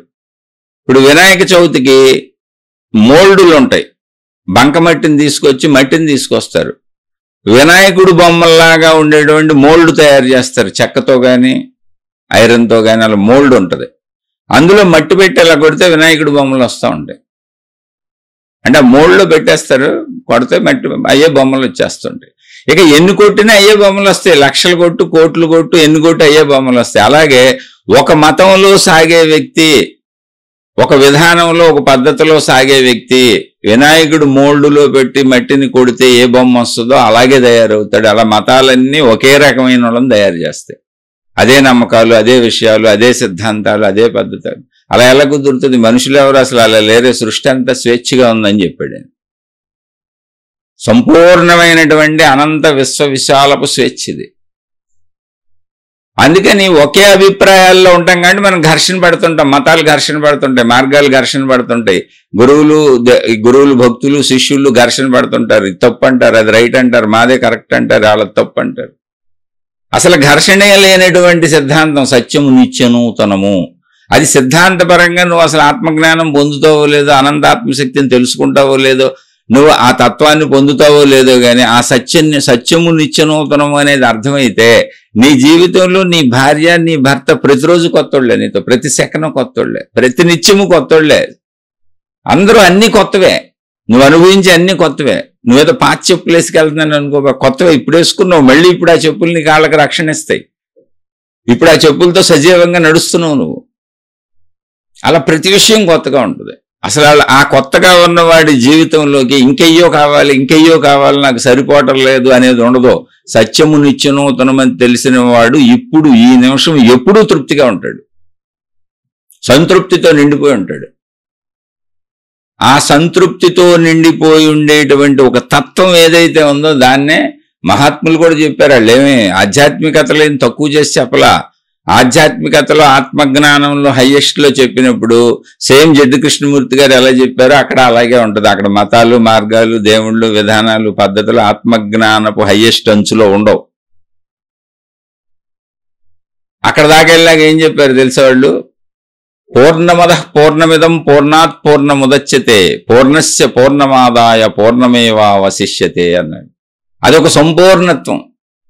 ఇప్పుడు సత్యము నిత్యనూతనం అన్నప్పుడు ఏంటి? అన్నీ పూర్ణంగా సంపూర్ణంగా అనుభవిస్తే వెళ్తున్నా. అసలు ఏది బాధది కాదు, లోటు లేదు, ఏ భావం లేదు. ఏది ఎప్పుడు ఏం చేస్తున్నా ఏంటి, నువ్వు దేహస్థితిలో పూర్ణత్వానుభవమే 100% దాన్ని అనుభవిస్తున్నా. ఇప్పుడు చెప్పులు వేసుకుని నడుస్తుంటే 100% ఆ చెప్పులు ఆనందిస్తున్నా, ఆస్వాదిస్తున్నా, స్పర్శ తెలుస్తుంది. అవి నా పాదాలను కాపాడుతున్నాయి, వాటి మీద వెళ్తున్నాయి. వాహనం వేసుకెళ్తుంటే అది నన్ను మోసుకెళ్తుంది, నేను దాన్ని డ్రైవ్ చేస్తున్నా, నా గేర్లు మారుస్తున్నా, నాకు అన్నీ తెలుస్తున్నాయి, సంపూర్ణంగా దాన్ని ఆనందిస్తున్నాయి. అది ఒక పూర్ణత్వం. సత్యము నిత్యనూతనము అని తెలిసిన అభిప్రాయము అంటే ఆ అవగాహన కలిగినటువంటి వ్యక్తి, స్త్రీ అయినా పురుషుడైనా, ఎంత చిన్న పనైనా ఎంత పెద్ద పనైనా సంపూర్ణత్వ స్థితిలో దాన్ని ఆనందంగా హాయిగా అనుభవిస్తారు, హాయిగా చేస్తారు. అదే పూర్ణత్వం. పూర్ణమద పూర్ణమిదం అది సంపూర్ణం, నేను సంపూర్ణం. పూర్ణాత్ పూర్ణముదచ్యతే అదేంటి కనపడుతున్నాయన్నీ, ఇక్కడ ఉన్నాయన్నీ సంపూర్ణాలే. పూర్ణస్య పూర్ణమాదాయ ఒక సంపూర్ణము నుండి ఎన్ని విడిపోయినను అంటే ఒక సంపూర్ణము నుండి విడిగా ఎన్ని విడిపోతున్నట్టు, సృష్టి అనేకంగా ఉన్నట్టు కనపడుతుందిగా మనకి, విడిపోయినట్టుగా కనపడుతుందిగా. విడిపోయినవన్నీ కూడా సంపూర్ణాలే. ఇక్కడ ఉన్నదంతా పూర్ణత్వమే, మనకు అలా కనపడుతుంది అన్నారంటే. ఇక్కడ అసంపూర్ణమైంది ఏదీ లేదన్నారు. అసంపూర్ణమైంది ఏదీ లేదంటే అసలు నిత్య జీవితంలో అసంపూర్ణత ఎక్కడుంది, అసంతృప్తి ఎక్కడుంది, అసహనం ఎక్కడుంది, చికాకు ఎక్కడుంది? అదే సత్యం నిత్యనూతనం. అనంతాత్మజ్ఞానపు చివరి మెట్టులో కూర్చున్న మహాత్ములు అదే చెప్పారు. ఆ స్థితికి చేరుకొని ఒక మతం పేరు, ఒక మార్గం పేరు, ఒక దైవం పేరు, ఒక విధానం పేరు చెప్పకుండా సత్యాన్ని చెబుదాం మనిషికి అనుకోని. ఎందుకంటే ఆయన ఆల్రెడీ ఆధ్యాత్మిక సంస్థల్లోంచి ఆధ్యాత్మిక సంస్థలకు జగద్గురువుగా ప్రకటించబడి వచ్చారు కనుక దానికి నాకు సంబంధం లేదని విడదీసి చెప్పారు. నేను అందులో లేని తప్పుకున్నాను, అసలు అది కాదు నాదని, నాకు సత్యం అర్థమైందని. అక్కడ ఆ మహాత్ములు చెప్పిన ఆత్మజ్ఞానానికి, ఇక్కడ ఈ మహాత్ముడు చెప్పిన సత్యము నిత్యనూతనానికి ఏం తేడా లేదు, రెండూ ఒకటే. రెండు అనంత ఆకాశ స్థితిలో ఇమిడిపోయి కలిసిపోతాయి. కానీ సత్యము నిత్యనూతనం అనేది తెలిసిన వాడికి అసలు జీవితమే అద్భుతంగా ఉంటుంది. ప్రతి సెకండ్ అద్భుతంగా కొత్తగా ఉంటుంది. ఇప్పుడు జీవించటమే అద్భుతంగా ఉంటుంది. ఎందుకంటే ఎప్పుడు అన్ని సంపూర్ణత్వంగానే జీవిస్తున్నాడు, సంపూర్ణ ఏకాగ్రతతో అనుభవిస్తున్నారు కనుక. నాకు తెలిసినంత చెప్పే ప్రయత్నం చేశాను. ఇలా ఇంకా దీన్ని ఎంతసేపు అయినా చెప్పుకోవచ్చు, ఎన్ని విషయాలైనా చెప్పుకోవచ్చు. మీరు అర్థం చేసుకునే ప్రయత్నం చేస్తేనే అర్థమయ్యే సబ్జెక్ట్ ఇది. దీన్ని బాగా విశదీకరించి చెప్పే అంత సమర్థత కూడా నా దగ్గర తక్కువే ఉంది. అది బాగా తెలియాలనుకున్న వాళ్ళు జడ్డు కృష్ణమూర్తి గారి గురించి చదువుకోండి. అంతటి మహానుభావుడి గురించి చెప్పే అంత సామర్థ్యం ఉన్న వ్యక్తిని కాదు నేను. కానీ ఆ వాక్యం నాకు చక్కగా అర్థమైంది. మీకు చక్కగా చెప్పగలిగాను లేదో నాకైతే తెలియదు, కానీ నాకు అర్థం అవటం చక్కగా అర్థమైంది. ఆ అర్థమైన దాన్ని జీవితంలో అన్వయించుకు జీవించటమే జీవితం. ఆలోచించి చూడండి. మరలా ఏమైనా సందేహాలు ఉంటే ఈ శీర్షికలో ఈ విషయంలో మాట్లాడుకునే ప్రయత్నం చేద్దాం. ఏదైనా ఇది మీరు ప్రయత్నించుకొని మీలో మీరు అర్థం చేసుకోవలసిన అవగాహన విషయమే. ఎవరికాళ్ళకి అర్థం అవ్వాలంతే, ప్రయత్నించుకోవాలి. ఆలోచించి చూడండి. నేను చెప్పినవి నా సొంత విశ్లేషణలు. ఎక్కడైనా ఎవరికైనా నచ్చకపోయినా, తప్పు ఉందని అనిపించినా దయచేసి నన్ను క్షమించి ఆ విషయాన్ని అక్కడ వదిలేయండి. ఎందుకంటే నేను చాలా సాధారణ మనిషిని, నేను చదువుకుంటున్న విద్యార్థిని, ఏదో ఈ మార్గంలో కొంచెం ముందుకెళ్దామని ప్రయత్నించుకుంటున్న ఒక సామాన్య విద్యార్థిని. అర్థమైన వాళ్ళు తీసుకొని చక్కగా మీ జీవితంలో ఆచరించుకొని హాయిగా ఉండండి. శుభమస్తు. మీకు మీ కుటుంబ సభ్యులకు మేలు చేకూరుగాక. మరలా మరొక కొత్త శీర్షికతో కలుసుకుందాం.